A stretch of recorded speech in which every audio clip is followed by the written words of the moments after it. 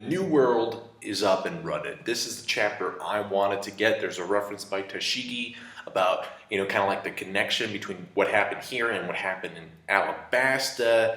This is the thing I wanted to see, and the world building of One Piece is its strongest asset. Just having all these characters in one chapter. The thing about chapters like these is that it makes me feel like I'm reading the paper too, and I get to see, well, this is what this person thinks about this event, or this is what, all over the new world. Bounties are gonna skyrocket. That's a fact. Did you see how pissed Akainu was by the end of this? Shout out to the cover page. I thought it was really good. Usopp there with Pinocchio, Chopper, and Malada Susanoo looked really good. The chapter's opening point is Fujitora explaining a little bit more as to why he didn't really do anything against Doflamingo. It's because he made a bet. He gambled on Luffy taking down Doflamingo because if he had done something and taken down Doflamingo himself, that would not have brought attention to the flaw, the crack in the system of the Marines, which according to Fujitora is the Shichibukai alignment. Sometimes you need to let shit stink up the place so that people start realizing, maybe we should fix the toilet. Hiro says that they're bringing everybody to the palace who doesn't have a house anymore. I didn't see the Straw Hats in this chapter, so they may be at the palace, but I also think that there is a possibility that they could have already left. In fact, there's a part where we see Sudo's ship and somebody says, oh, there was no need for you to come all this way here, apparently. I don't know what that's referring to. I'm guessing she's chasing the Straw Hats, but it's like, okay, so they're not there anymore? We go to Marijoa. It's funny because the five elders are like, Akainu, shut the fuck up. You're not as important as you think you are. If you read the manga stream translation, it sounds as if the five elders, the Gorosei, are saying that the Tenryubito have direct control over the CP units. Because remember, Doflamingo has the Tenryubito kind of blackmailed in a way, because he has knowledge about something that nobody else knows about, which I think signals that he's going to come back in the future to reveal what that is. There appears to be different spheres of command, because you have the Gorosei, right? And then you have, the Marine. Well, okay, let's start from the bottom. So it's the way that I see it, it's the Marines, Gorosei, and then the Tenryubito were basically at the top. But the Tenryubito are apparently, they are so high up, they don't have to give commands under that chain. They gave those commands directly to CP0. That's why Akainu was so pissed off, because there was a serious lack of communication amongst the departments. But at the end of the day, he's the face of the Marines, so he's the one that really looks bad. Everybody else is kind of working behind the scenes. There's a brief mention about Aokiji joining forces with Blackbeard. I still don't know what the hell that's about. I try to think, and I just can't think of a motive, what's in it for Aokiji? Akainu's just super arrogant. He's like, oh, he's out of the Marines. I don't care what he does. It's none of my business. Well, I would make it my business, because those two together talk about powerhouses. You see the repercussions that Doflamingo's defeat has on people that invested in the black market, there's no more weapons, no more artificially produced devil fruits, and this news is just making people pissed at the Luffy and Law Alliance, because you see their bounty posters with knives on them. Then we start seeing the Supernovas up the ass. We get to see Bonnie first, and Oda doesn't really specify the name of the locations. But I did find it interesting, and this is just me being a little bit stereotypical, but she stole a pizza, right?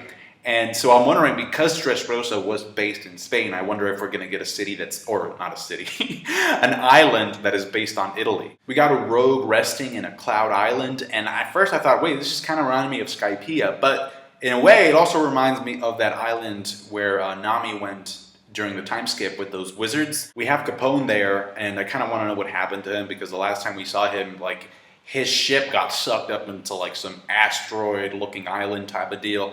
But whatever. And then we go to Kid, Apoo, and Hawkins. It looks like they're in the middle of lunch. Killer, if you look at his panel, he's actually sucking in some spaghetti, in those holes that he has in the mouth portion of his mask. And then you have the Long Arm tribe, or at least some of the Apoo crew members celebrating with some music and beer in one of those panels. But then Killer says, we're gunning for red hair Shanks. And I'm like, well, my first thought was, are you fucking stupid? I don't mean any disrespect. I like these characters. They're really cool characters. But it's I started laughing. I'm like, no, bro, no. Just pick another emperor. And I'm not underestimating them, but it's Shanks? The guy who stopped the war by just showing up? Is there somebody else in this Hawkins, Apoo, and Kid alliance that I don't know of? Because if they're going up against Shanks, they better bring in somebody else to the alliance. If they go in like this, they're gonna get their asses beat. Shanks is gonna fuck Kid up, and that may generate a very strong sense of resentment within Kid towards Luffy, because Luffy and Shanks are kind of cool. Now, we go to Drake, and I do remember that that was his plan before the time skip. When he arrived at, one of Kaido's favorite islands, he was planning on taking down Kaido as well, and now he's his subordinate. So there is the possibility that Kid and the rest try and fight Shanks, and they become underlings. X-Drake reads the paper. There's a brief callback to the Corazon flashback where we did get to see little Drake running away, and then his dad, who had like the fruit, being killed by Doflamingo, and they call Kaido. And we see a massive fucking silhouette. I don't know if that's him, that may be a building, but if that's him, his design, at least the shape of his design, reminds me of, have you ever read that book, Where the Wild Things Are?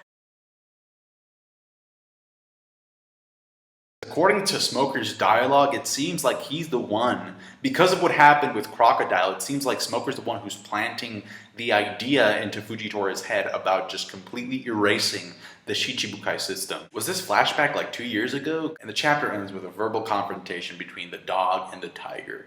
And I have to say, I think Fujitora is 100% correct. Akainu says, we lost all credibility. The face of justice has been dirtied up. But of course he really means his face, right?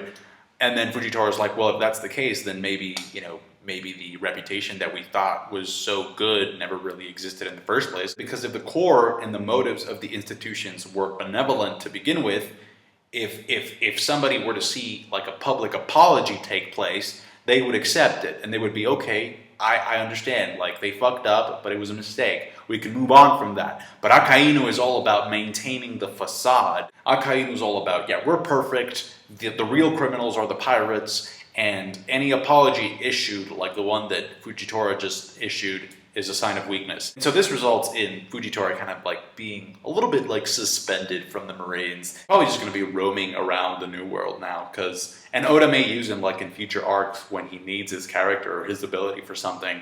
Because there's no way he's going to kill Law or Luffy. He would have done that already. I thought this was a great chapter. I will say though that I kind of wanted to see Crocodile, Ivankov, and maybe even Dragon in this, but whatever, it's fine.